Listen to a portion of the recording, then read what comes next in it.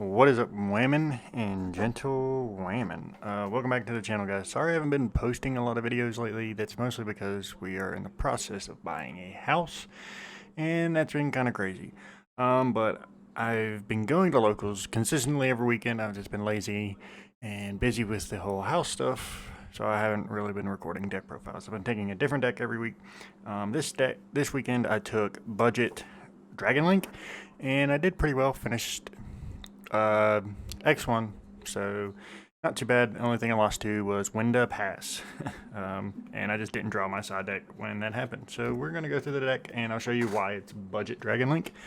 But to start off, you got your Rocket package, which is a triple Tracer, one Recharger, and double Synchron, and the one Absa Router. I think this is the correct lineup for your Rockets. I don't see why you would need any more, any less. I'm happy with these numbers. This surprisingly came up less. Utilizing this came up less than I thought it would this weekend. This came up every single game. It was nice to have. I'll show you the combo my deck does at the end. But yeah, these are all I ran for the Rocket package. I feel like that's the proper line. Next, we have the Triple Ciphered. Obvious, it's a one-card combo. It's ciphered, it's broke, really. Great card. Then you have your one of each of the baby Chaos Dragons, one Levy, and your one Brotar for the combo. The Red Eyes package, this is part of the budget options. This is a one-card combo, and you don't see it a lot in other decks because they play the Chamber, but I feel like this was needed because I'm playing budget, so I don't have chambers. So this little package is nice because it's a one-card combo. This goes, you summon this, link into Striker, Striker search Boot Sector, banish the Striker, summon Red 'em, bring this back, and make the Dragunity link, and you just combo from there. But those are the generic Dragon Link stuff. I played one Tempest as an extender and the 3 Noctovisions. These were the extenders I decided to play today, or this weekend. Tempest came up a lot. Like a lot. I never expected Tempest to come up as much as it did. I threw it in there as like a filler to be the 40th card. But it actually came up and was very useful this weekend. I don't see a lot of people utilizing it, but it actually was very, very helpful this weekend. Noctovision's just broke. It helps you extend. It's a free extender that draws you a card. And then we decided to play the 3 Phantasmes because it's a dragon, it flows with the deck, and yeah, it's a level 7. You can like pitch it to with Cipher to search for Absa Router if you need to, or you can search it after you pitch the Absa Router off of the Ciphered. So that's really good. And then for the budget part, we played the 1 Phantom Knights of Silent Boots.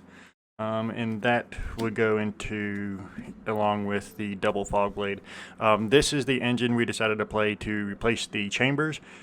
So I'll explain how this combo works at the end of the video, but normal board you will end on a Seals, Borlo Savage Dragon, and then a Rusty with double Fog Blade set.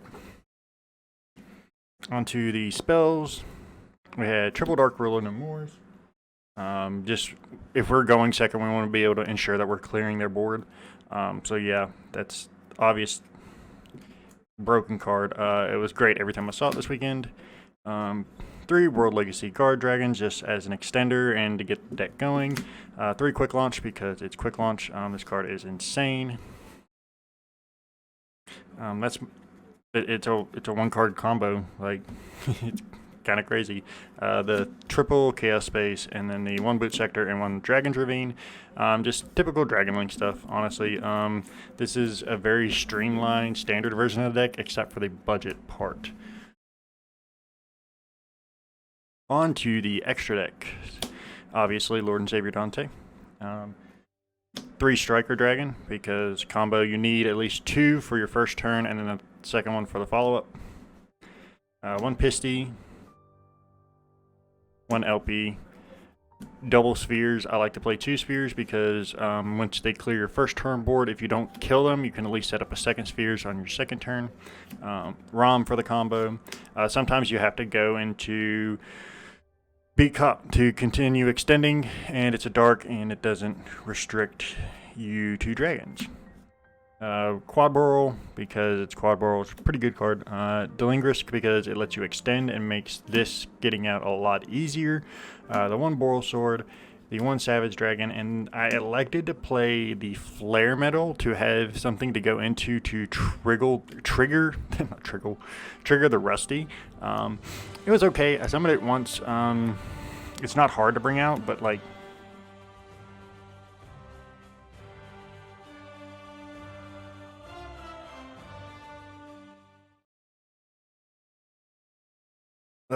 it's not hard to bring out, but I only summoned it once and it wasn't very relevant, so this in the future will get dropped for the Hot Red Dragon.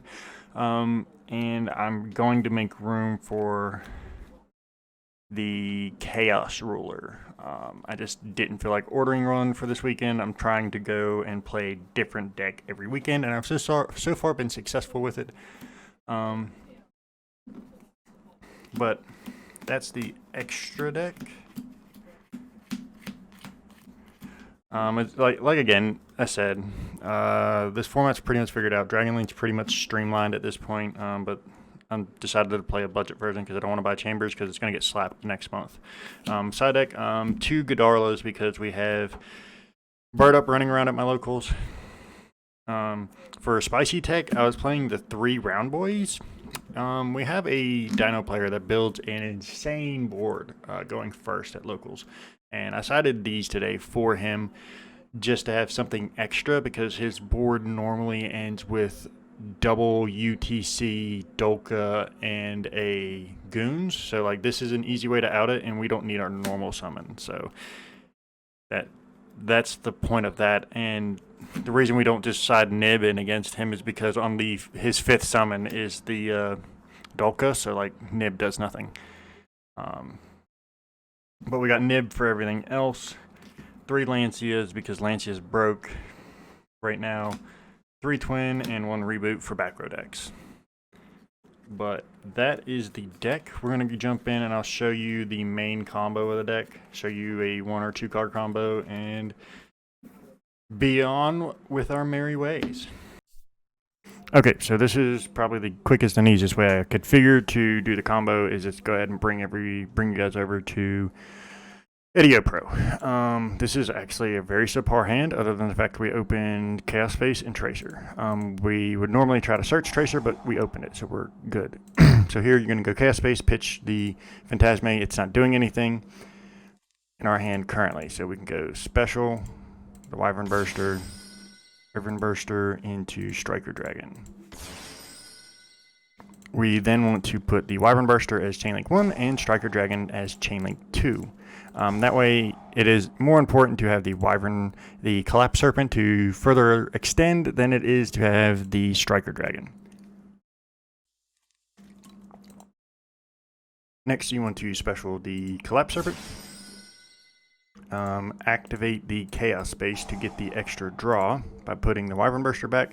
That way we'll get to draw a card and we'll get an extra card off of the Collapse Serpent when we link it off. So we'll link into the ROM. Collapse Serpent will be, so we'll do ROM Chainlink 1, Collapse Chainlink 2 because we can't utilize the White Wyvern, so the Dragon's Ravine is more important right now. So the chain blocking is very relevant here. Now we've got the Dragon's Ravine.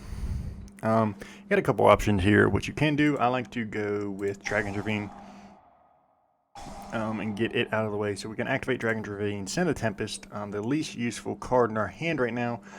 We've got a Tracer, so we don't really need to send the Absa Router here unless we want to have the additional summon with the Boot Sector. But you don't have to here. You're not pressured to. If you don't want to, you can absolutely send the Ciphered. But I think we're going to grab the Rocket Synchron. I meant to send the Absa Router to grab the Rocket Synchron, but that's okay. But we'll just send the Rocket Synchron. That's fine. It's not a big deal. We're going to normal summon the Tracer and link it off for a Striker Dragon. No, we're not going to activate that. Next, we will activate Tempest because we drew into Tempest. We're going to banish the Collapse Serpent and the Striker Dragon. To summon the Tempest over here, we can then special summon by banishing the Redum. This will get us our extra monster from the graveyard so we can bring our Tracer back. Special summon the LP. This is the thing about the deck. The lines are not linear at all. They are very flexible. If you screw up at some point and misclick like I just did, it's okay. But this line becomes redundant. You get to LP, you get to Brotar, you pitch a card, you search for the Levineer, but we already have the Levineer. So honestly, let's go with Nocto. Because what we're going to do next, we're going to go ahead and we're going to special summon the ROM, link to here, and then we're going to special summon the Pisty here. That'll trigger the Knock to get us an additional card. So Knock's going to summon itself, Pisty's going to activate, and he's going to, if we link this off, we get a draw. So we're going to summon out the Tracer because we can utilize Tracer's effect. So we're going to special summon first. We're going to bring out the Lingris, draw a card off the Knock. No, we're not going to choose this effect yet. We can activate the Tracer. I like to tribute off the Dragon's Ravine because it's free resources. Because you normally don't have this extra monster here. So I'll normally pop the Dragon's Ravine to bring out the Recharger. And then we go into the Savage Dragon. Savage Dragon's going to utilize its ability to equip the Romulus. I like to use Striker here, pop this to add back the Tracer, just so we have stuff to summon next turn. Next, you're going to special summon Levineer. We're going to banish 3 Darks. That way we ensure that we are ripping a card out of their hand. Boom. Special. Rip a card out of their hand. And now we're going to bring out the Brotar. We only need 2, so we're going to only use 2. Special the Brotar. Or not the Brotar, the Rusty. Rusty's effect. Send the boots. Set the Fog Blade. Activate the boots.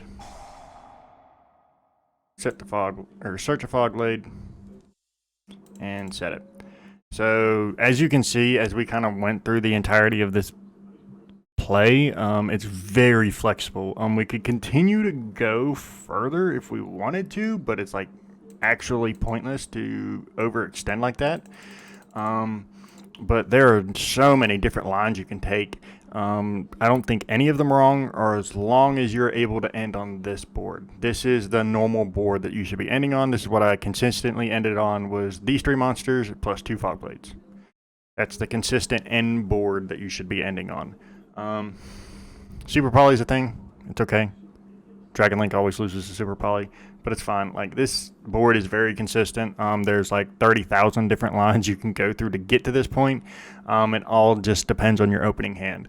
But that's just a quick run through of how I play the deck, how I pilot it. If I'm doing something wrong, please comment down below and let me know. If you guys enjoyed this deck profile, leave a like, comment down below, let me know what you think.